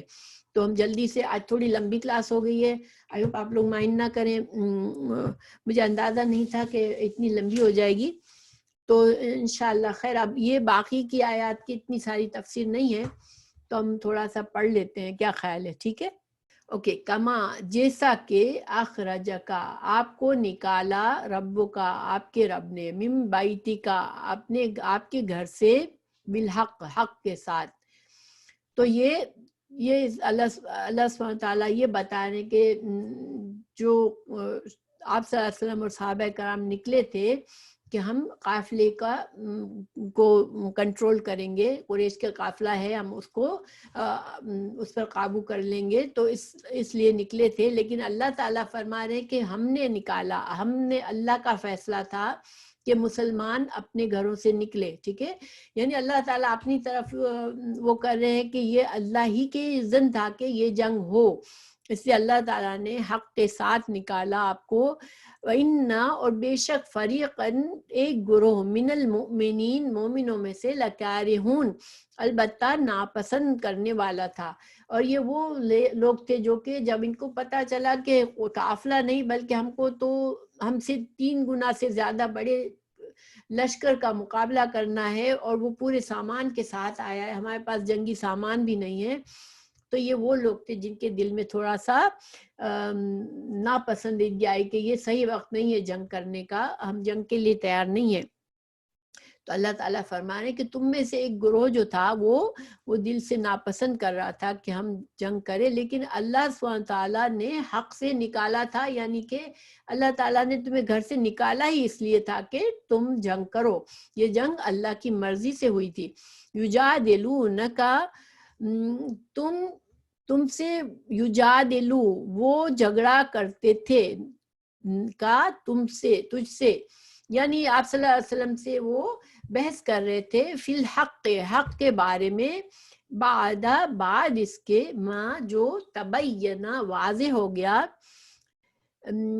تو واضح کیا ہو گیا تھا کہ جب پتہ چل گیا کہ قافلہ تو چھوٹ کر نکل گیا ہے، اب قافلے کو ہم نہیں پا سکتے اور اب تو بڑی فوج آ رہی ہے ان کے مقابلے میں، تو پھر کیا ہوا کہ کچھ لوگ آپ سے بحث کرنے لگے کہ نہیں رسول اللہ صلی اللہ علیہ وسلم، یہ وقت تو صحیح نہیں ہے کہ ہم اس وقت جنگ کے لیے نکلے، ہم ان کا مقابلہ کرنے کے لیے ابھی تیار نہیں ہے. تو اللہ تعالیٰ فرما رہے ہیں کہ کأنما گویا کہ یساقونا کہ وہ ہانکے جا رہے ہیں، الی الموت موت کی طرف، یعنی کہ ان کے دلوں میں موت کا خوف چھانے لگا کہ یہ تو بالکل خودکشی ہے کہ اس طرح سے ہم جنگ کریں. وہم ینظرون تو آپ لوگوں کو صحیح دکھ رہا ہے اسکرین انشاءاللہ. تو اللہ سبحانہ تعالیٰ ان لوگوں کو ڈسکرائب کر رہا ہے جو کہ جن کے دل میں خوف آیا کہ نہیں یہ جنگ نہیں کرنی ہے، ہم لوگ تو جنگ کے لیے تو تیار نہیں ہے، تو ہم مارے جائیں گے، موت سامنے نظر آنے لگی ان کو اور ڈر گئے وہ. اللہ سبحانہ تعالیٰ فرما رہے ہیں وَإِذْ يَعِدُكُمْ اور اللہ سبحانہ تعالیٰ فرما رہے ہیں کہ جب آپ جو تھے یعیدو وعدہ کر رہا تھا تم سے، اللہ احدا ایک کا، الطائفتین 2 گروہوں میں سے، یعنی کہ آپ صلی اللہ علیہ وسلم کو یہ وعدہ کیا گیا تھا کہ یہ 2 گروہ ہیں، ایک تو قافلہ ہے اور ایک یہ لشکر ہے، دونوں میں سے ایک جو ہے اس پر غلبہ عطا کرے گا اللہ تعالیٰ. تو انہا بے شک وہ، لکم تمہارے لیے، وتودون کہ تم چاہتے تھے، انہ بے شک غیرہ بغیر، ذاتی والے، الشوکتی ہتھیار، یعنی اس کا مطلب کیا ہے کہ تم کیا چاہتے تھے کہ تم کو وہ چیز مل جائے جو بغیر ہتھیار کے، بغیر جس میں تم کو قافلہ جس میں ایزی ہے، تم کو قافلے پر کنٹرول کرنا ایزی ہے، تو تم کیا چاہ رہے تھے کہ تم کو وہ چیز مل جائے جو زیادہ آسان ہے تمہارے لیے، یعنی کہ تم کو قافلے سے مقابلہ کرنے پر تو تم خوش تھے، لیکن اس کا ترجمہ میں پڑھ دیتی ہوں. اور تم لوگ اس وقت کو یاد کرو جبکہ اللہ تم سے ان 2 جماعتوں میں سے ایک کا وعدہ کرتا تھا کہ وہ تمہارے ہاتھ آ جائے گی، یعنی کہ یا قافلہ یا لشکر دونوں میں سے کسی ایک پر اللہ تم کو غلبہ دے گا، اور تم اس تمنا میں تھے کہ غیر مسلح جماعت تمہارے ہاتھ میں آ جائے. لیکن یہ کمزور ایمان والے جو کچھ لوگ تھے ان کے دل میں یہ تھا کہ ہمیں قافلہ مل جائے تو یہ بہتر ہے. اور اللہ تعالیٰ کو یہ منظور تھا کہ اپنے حکام سے حق کا حق ہونا ثابت کر دے اور ان کافروں کی جڑ کاٹ دے. تو اب یہ تو ترجمہ ہے. ابھی اس کو ہم پڑھتے ہیں. ان وَيُرِيدُ اور چاہتا تھا اللہ ان یہ کہ یحق ثابت کر دے الحق حق کو بکلماتہ اپنے کلمات سے وَيَقْطَعْ اور کاٹ دے دابیرہ جڑ الکافرین کافروں کی جڑ کاٹ دے. مگر اللہ سبحانہ تعالیٰ کیا چاہ رہا تھا کہ تمہارا مقابلہ یہاں ہو بدر میں کافروں سے, اور اللہ تعالیٰ تم کو کافروں کو تمہارے ہاتھ سے سزا دے اور ان کی جڑ کاٹ دے. مگر تم میں سے کچھ لوگ جو تھے وہ جنگ کے بجائے آسان چیز چاہتے تھے کہ ہمیں مال مل جائے مگر جنگ نہ کرنی پڑے, یعنی قافلہ مل جائے. تو اللہ سبحانہ تعالیٰ فرما رہے ہیں لیحق تاکہ ثابت کر دے الحق حق کو ویبطل اور باطل کر دے الباطل باطل کو ولو کرہا اور اگرچہ نہ پسند کرے المجرمون مجرم. کیونکہ جب ابو جہل نکلا بدر کے لیے تو اس نے خود بھی کعبہ میں جا کے دعا کی تھی. اس نے کیا دعا کی تھی کہ اللہ آج حق کو ثابت کر دے اور اگر ہم غلط ہیں تو ہم پر عذاب ڈال. تو اب یہ خود بھی چونکہ اللہ کو تو وہ بھی مانتے تھے نا, مگر ان کا ایمان بڑا نسب قسم کا تھا, تو وہ خود چونکہ وہ سمجھ رہا تھا کہ میں حق پر ہوں, تو اللہ سبحانہ تعالیٰ نے فرما دیا کہ ہاں اللہ تعالیٰ حق کو ثابت کرے گا اور حق جو ہے یہی جماعت حق پر ہے. تو اللہ تعالیٰ نے اسی کو مسلمانوں ہی کو فتح دی تھی. تو پھر آپ صلی اللہ علیہ وسلم کا بتایا جا رہا ہے مسلمان اور رسول اللہ صلی اللہ علیہ وسلم سب کے دل میں تھوڑا سا یہ تو تھا کہ اتنے بڑی فوج سامنے آ رہی ہے, تو اذ یستغیثون جب فریاد کر رہے تھے ربکم اپنے رب سے, یعنی دعائیں مانگ رہے تھے مسلمان کہ اللہ تو ہی مدد کرنا, فاستجابا تو اللہ نے دعا قبول کر لی لکم تمہارے لیے, انی بے شک میں ممدکم. اور یہاں پر رسول اللہ صلی اللہ علیہ وسلم بھی حدیثوں سے ہمیں پتہ چلتا ہے کہ آپ صلی اللہ علیہ وسلم بھی اس وقت بدر میں خیمہ میں بہت زیادہ دعائیں کر رہے تھے رو رو کر کہ مسلمانوں کو اللہ فتح دے دے. اللہ سبحانہ تعالیٰ نے فرمایا کہ اللہ نے تمہاری دعا قبول کر لی, انی بے شک میں ممدکم میں مدد کرنے والا ہوں تمہارے